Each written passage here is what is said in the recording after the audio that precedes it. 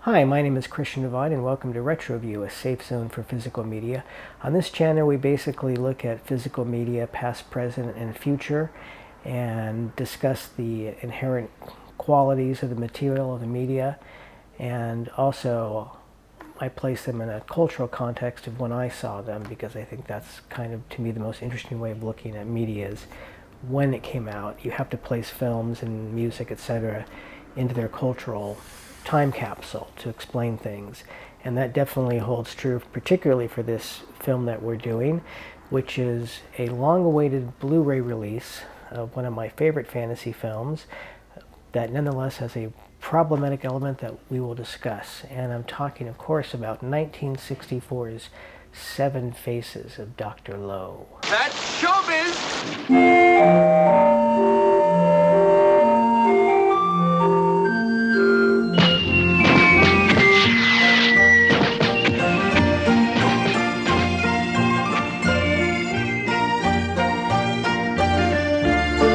Now, Seven Faces of Dr. LAO was produced and directed by George Pal, and if you don't know who George Pal is, you definitely should.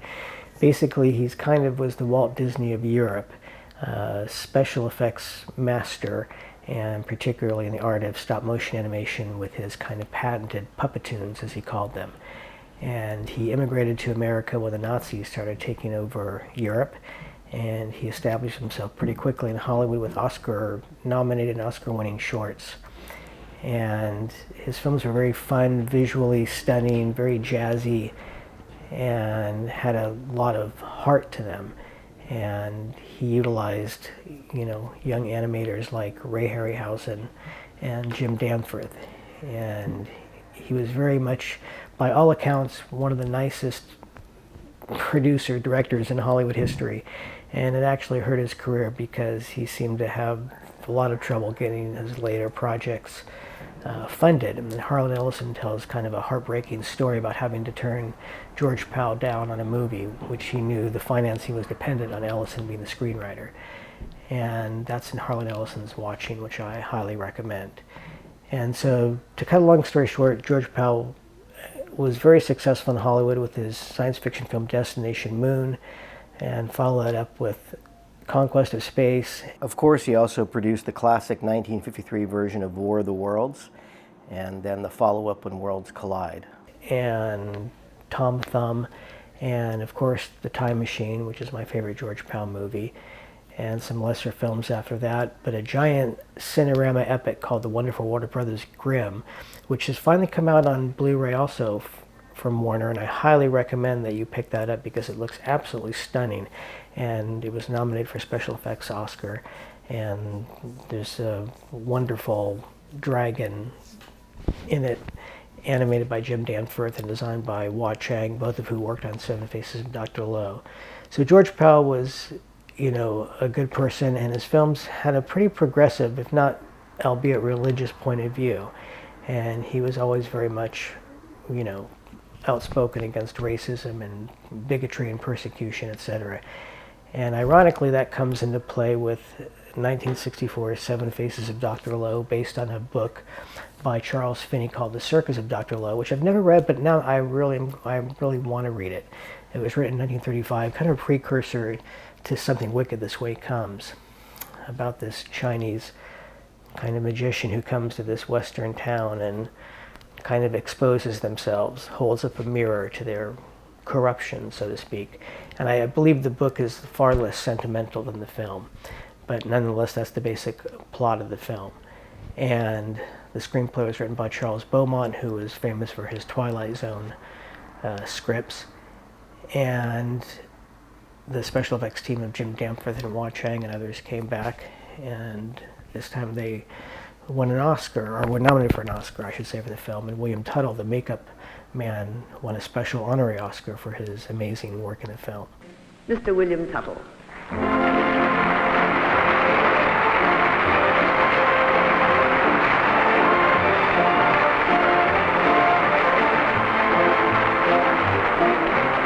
Now, of course, the white elephant in the room is that Dr. LAO, the Chinese mystic, is played by a white man, Tony Randall.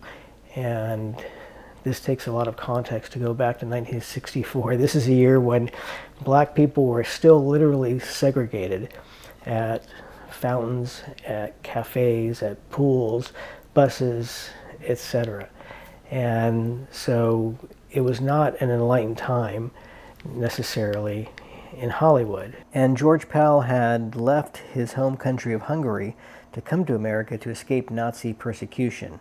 So he was very aware of what oppression meant, and he even made a 1946 Oscar-nominated short called John Henry and the Inky Poo, which I remember seeing even played in school growing up.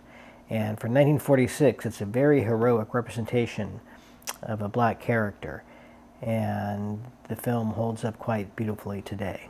And so George Pal was resolutely anti-racist, and of course at the time there were a few Chinese film stars, although they certainly could have gotten somebody like Key Luke, who'd been around since the 30s, started out on Peter Lorre films, Mad Love, and then ended his career being in Gremlins. An amazing career, and he would have been a fantastic Dr. LAO, and maybe even James Hong at the time. There's a few other actors. 64 was the same year that Bruce Lee did his first screen test to be on a Charlie Chan series. So the tide was turning, but it wasn't there enough for to cast an actual Chinese actor, unfortunately.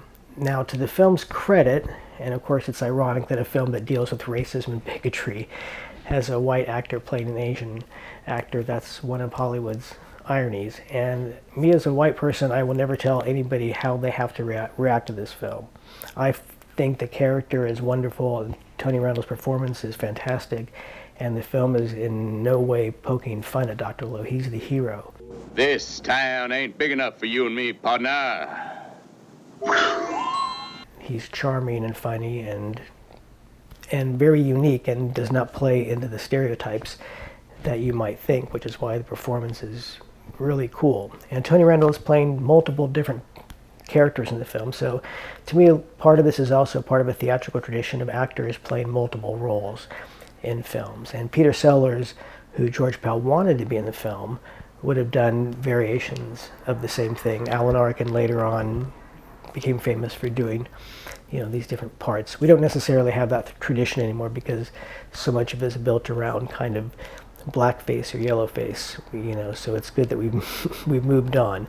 So if you could remove Tony Randall as not being an actual Chinese person, the performance is really lovely and very surprising, and tricks the audience and the characters into what they think they know about a Chinese wizard. And there's a couple scenes in there that are very powerful and very unique for a fantasy film aimed at ostensibly family. One of the most kind of erotic things George Pal has ever done in this sequence with Barbara Eden and this pan goat figure. And so it's interesting that it's in the film, and a really unforgettable moment. And then there's a scene where Tony Randall plays this fortune teller, and he tells the woman's fortune, and it's really one of the most kind of surprisingly heartbreaking scenes I've ever seen in a movie. And so the film surprises you, in ways that it plays out its plot. William Tuttle did the fantastic makeup, and Tony Randall even shaved his head for the film to make it easier for Tuttle to work his magic. And Randall, plays a Medusa in one sequence too, so he really is stretching. And Tony Randall was not happy with the film, but he was happy with his role and performance. And it is definitely Tony Randall's best film performance. He was, a very established Broadway star, and we all know him in America growing up, Gen Xers, etc., as Felix Unger on The Odd Couple. And although he had much more range than that, and I also love the fact that Joe Dante used him as the voice of one of the Gremlins in Gremlins 2: The New Batch. Fred, what we want is, I think, what everyone wants, and what you and your viewers have: civilization. And so he's the main reason to see the film. And there are other charms to the film. Like I said, it does deal with, racism against not just Dr. LAO, but Native Americans. And they do actually have a actual Native American actor in the film. And deals with vanity and materialism. And Powell always did have a bit of a religious bent that could kind of interfere a bit and become a little bit too much. And there's a sequence in the middle of the film that I think is just a little too much and too on the nose. And George Pell as a director, to me, didn't have a particular style. He was very good with, putting together animation and special effects sequences. But the staging of the movie looks very TV level, a lot of it, the lighting and the compositions and the setup. So, but there's a lot of magic happening, within the frame, due to Tony Randall's performance and the wonderful music score by Lee Harline, who won the Oscar for, Wish Upon a Star from Pinocchio. So it's one of the most memorable fantasy film scores of all time, and definitely helps buoy the action and move it along. And the film's main draw for me as a kid was its Oscar-nominated special effects, because I wanted to be a stop-motion animator from an early age, and so I was obsessed with any film that had any stop-motion animation. So Jim Danforth was the one nominated for the Oscar, and he felt that he didn't deserve it because he was part of a team that included Wah Ming Chang and Gene Warren and others. And Wah Chang was an expert animator and designer and craftsperson and artist in his own right, and there's certainly a documentary to be made about a lot of the diverse talent on special effects films of this era and beyond. And I remember watching Seven Faces of Dr. LAO on the CBS late movie, as so many Gen Xers did growing up. Tonight, on the CBS late movie, Peter Cushing and Christopher Lee star as the world's darkest legend resurfaces to terrorize today. And the CBS late movie was a fantastic stomping ground for genre films, when you're a kid growing up in the 70s and 80s, because they would show Fearless Vampire Killers, Mysterious Island, Night Stalker, all sorts of films. A lot of Hammer films, would turn up on the CBS late movie, Beyond the Door. So, and that's where I also saw Monty Python and the Holy Grail for the first time on its TV debut. So I definitely have strong memories of watching Seven Faces of Dr. LAO as a child. And the best moment in the movie, arguably, is when Dr. LAO tells this little boy who wants to join his circus why he can't. And it's really just one of the most beautiful monologues in any fantasy film. And it never fails to, bring a tear to my eye, actually. And so, like I said, if you can get past Tony Randall playing an Asian character, and if you can't, it's not my place to tell you that you shouldn't be offended. That's just not where it's at for me. And so I would say in defense of the film is that Dr. LAO is in no way presented as an object of derision. He is the hero, he is the avatar, and he's the focal point for all the positive things that happen. Now, as far as the Warner Archive Blu-ray, which just came out, it's very cheap. You can probably pick it up for around $20 or so and change. And that's a fantastic deal because the print looks absolutely fantastic. There was a DVD release many years back, and this completely blows it out of the water. And this looks as crisp and clear, like it was, freshly came out of the negative.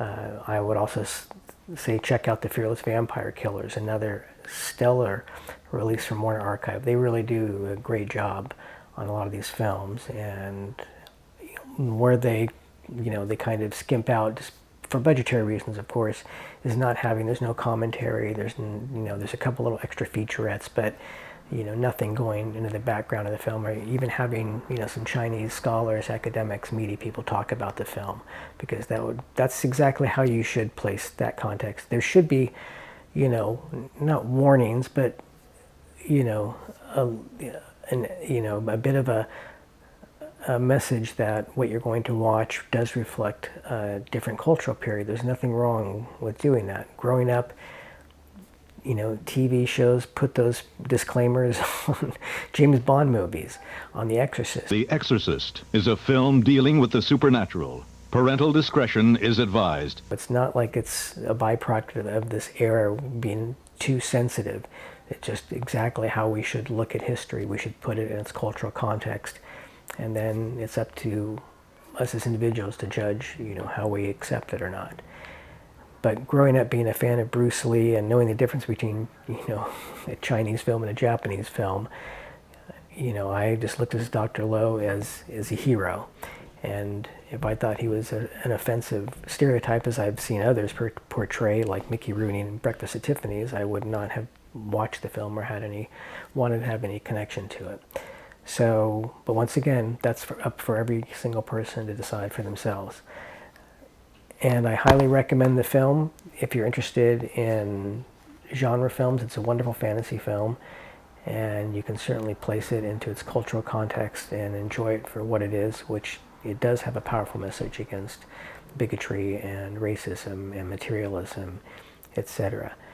And it's kind of an example of a film that they just don't really make anymore. Although you could certainly do a remake today, and it would be fantastic, because then you could get a Chinese actor to play the lead. It would be a wonderful film to make for today's audiences. So I highly recommend Seven Faces of Dr. LAO. Thank you so much for retro viewing, and we've got some wonderful 4K releases to talk about soon. And remember, the whole world is a circus if you know how to look at it.